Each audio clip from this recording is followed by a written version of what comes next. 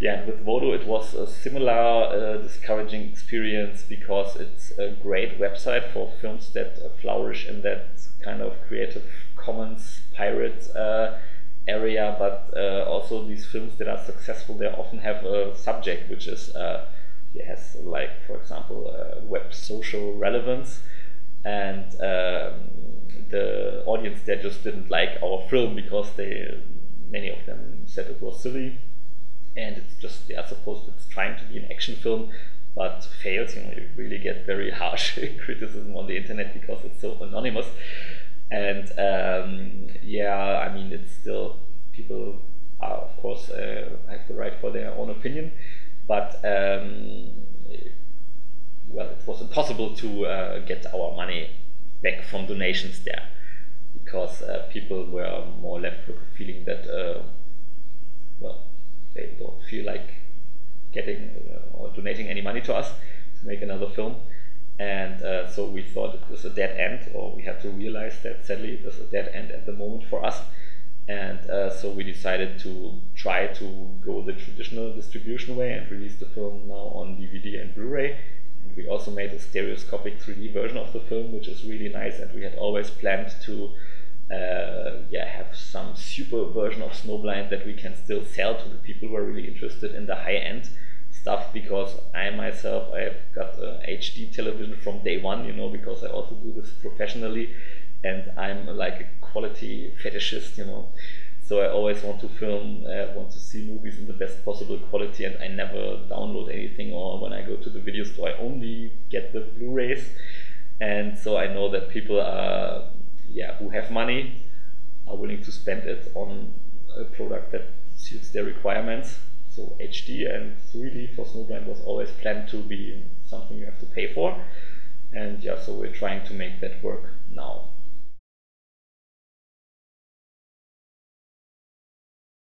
I think that the Web 2.0 has offered many new possibilities, and it's a step into the future that you just can't reverse, you know.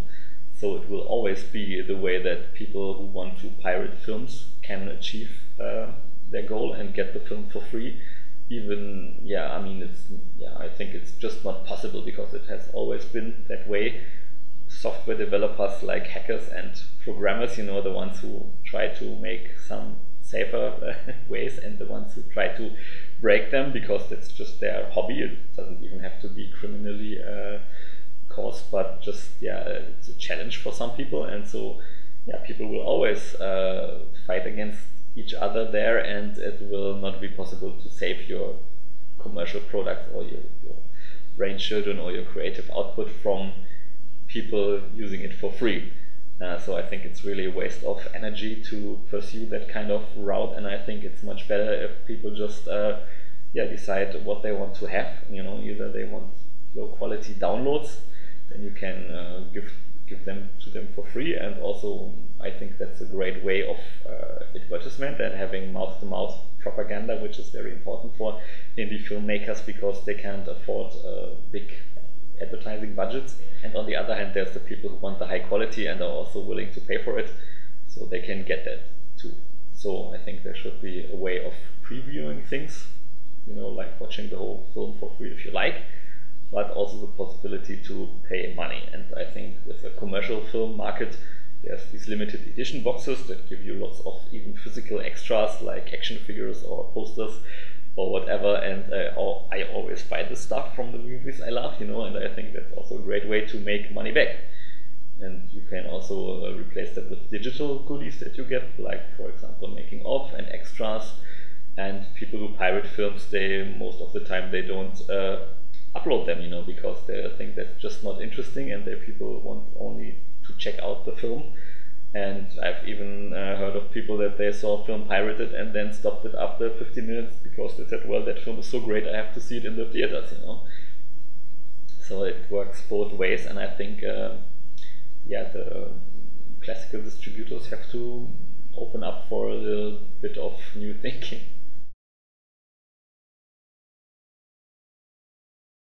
So we had used Wreckamovie.com to make the film, where we got lots of input from all over the world. For example, for background photography, we had to use to replace the green walls with scenery. We had about 1 year of internet exposure where people could watch the project grow and contribute and inform themselves about it. And so we gathered some fans and even workers who helped with the production of the film. So that was quite of a good basis to start a crowdfunding campaign also.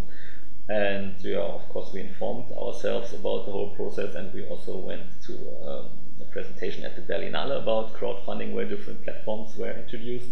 And also at Assembly in Helsinki, where I was last year, there was a lot of talk about this. And in the end we chose Indiegogo.com because we figured we have such an international fan base, it's the best way to have an English speaking site. And also they had the best payment plan, and also with Indiegogo you always get what you have collected and you don't have to reach a certain sum. So we thought that would be safer, because all our Web 2.0 endeavors have shown us that it's much harder than you might think, especially from the media coverage which is always very enthusiastic. And with us it was pretty much the same, because we got I think close to $2,000, which isn't bad and really helps us a lot. But we had to find out that most of this money came from people we personally know.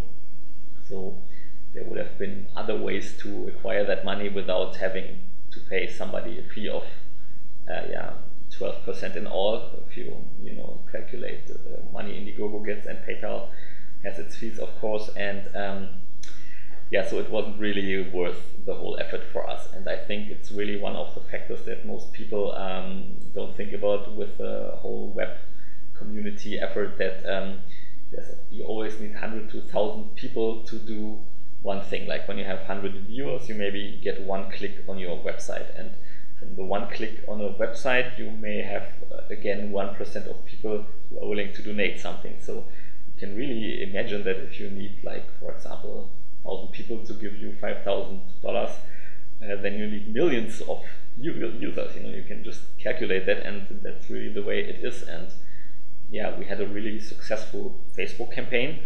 And again, you can do the numbers and say, well, okay, each friend has about 200 Facebook friends, and if they share it, blah blah blah, we get so many people who are exposed to this campaign. But that just doesn't cut it, So even if you're mega successful, there you only get those 2,000 euros in our case. And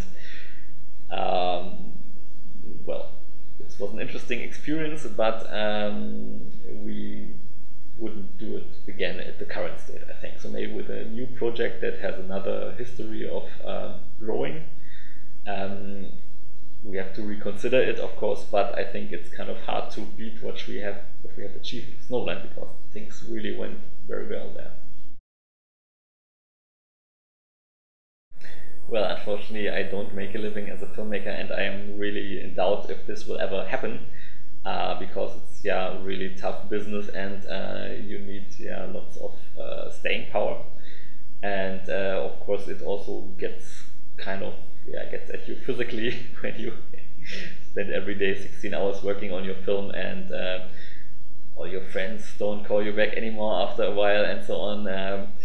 But I think it's something that you either have in your heart or you don't. I mean, some people, think they have to climb the Mount Everest, which is probably a similar effort. I mean, it's maybe more lethal, but on the other hand, it's over quicker.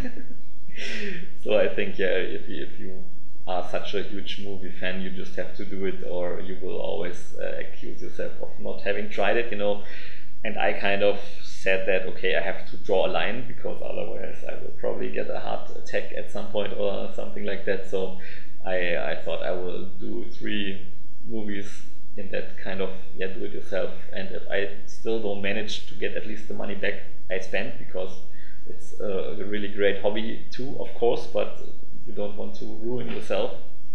And of course, because it takes so much time, you don't have time to work. Then I will just stop it and hopefully find something else that fulfills me. Well, we have a project in the pipeline for quite a while, which is called Vampire Princess 3D. And as you can see from the title, it's also supposed to be some kind of a cheesy exploitation type of film. and that also is supposed to make a bit of the fun of the vampire genre as it momentarily is, because it's gotten quite soft in our opinion. So we thought it was a good idea to give it some punch back. And yeah, well, so far we have been working on Wreckamovie again to have people contribute their favorite vampire moments, for example, because sometimes you just overlook something, and it's always good to have the view of real fans to ask them what they are missing the most or what should definitely be in the film. This is going on quite well again, and also the publicity we got through Snowblind helps a lot to get more people there, or also of course show people that we are able to really make this film become a reality and not just make a lot of talk and then nothing happens. But yeah, the thing is again that we can only start the shoot when we have a minimum budget, because as I said, a lot of stuff takes money. And I think this time we will take even more, because we've used up a lot of favors already on the last film. So we can't go to the same guy again and say, yeah, can I borrow your 30,000 euro camera again for another month, you know? So, and also of course if you want to improve, we found out with Snowblind that there are a lot more complications than we thought. And as everyone can see, the film looks really artificial, which is not a bad thing for me, because I also love video games, and I also anticipated that, look, it's even much better than I had hoped for, but there are just people who say, well, I can't watch this for even 5 minutes, you know, it's terrible. So of course we have the motivation to make everything a bit more real, even though we still will do the green screen technique again, because it's just the only way to make a film affordable, you know. I always like to compare it to when people like Hitchcock started using the film backdrop technology, where they just use a projection, like rear projection. Sorry, they use real projection to afford locations they couldn't even do. And even people like Hitchcock filmed scenes in Africa and then had his actors in a studio just acting in front of that filmed background, you know, which is really kind of the same technique minus the computer. And it also looks kind of cheesy if you look at it today, but that has a certain charm that I really like. So I think that's really a way to make things more affordable if you want to have a fantastic story in a setting that you just can't shoot around the corner. Yeah, we've also learned that it's kind of hard to get the money back later if you don't have it in the first place. So we're thinking about